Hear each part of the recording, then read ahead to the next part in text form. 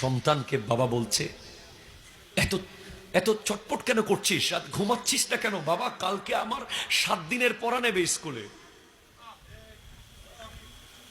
7 দিনের পড়া নেবে, এজন্য এত ভয়, তোর ঘুম আসতেছে না?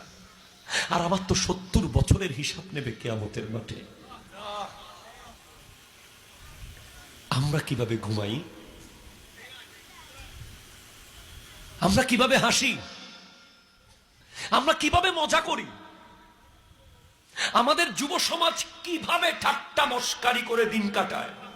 কিভাবে ব্রিজের উপরে দাঁড়িয়ে দাঁড়িয়ে আড্ডা মারে? কিভাবে অনলাইনে জুয়া খেলে? কিভাবে কিভাবে কিভাবে ঠিক কিনা কথা জোরে বলেন। কখনো কি ভেবেছেন এমন অনেক উম্মত থাকবে যাদেরকে নবী বলে দেবে সে আমার উম্মত? যখন প্রশ্ন করা হবে মা কুনতা তাকুলু ফি হাক্কি হাযা রাজুল মুহাম্মাদিন সাল্লাল্লাহু আলাইহি ওয়াসাল্লাম, কবরে প্রশ্ন করা হবে, ওই ব্যক্তি লাশ মুর্দা উত্তর দেওয়ার আগে নবী দিয়ে দেবেন উত্তর।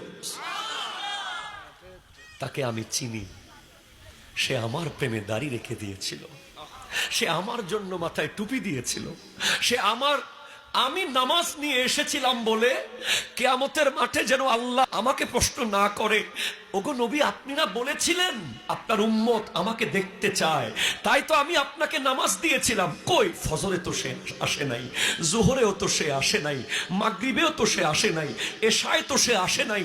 যেই নবী পেটে পাথর বেঁধে বেঁধে, যার নওয়াসা ইমামে হোসাইনের রক্তের উপরে ইসলাম দাঁড়িয়ে আছে, যার চাচার 70 টুকরার উপরে মুসলমান হয়েছে আমরা, যার গোটা পরিবার কোরবান হয়েছে, তাকে অপমান করার শক্তি, সাহস, সামর্থ্য আমাদের নাই। ঠিক কিনা কথা জোরে বলে।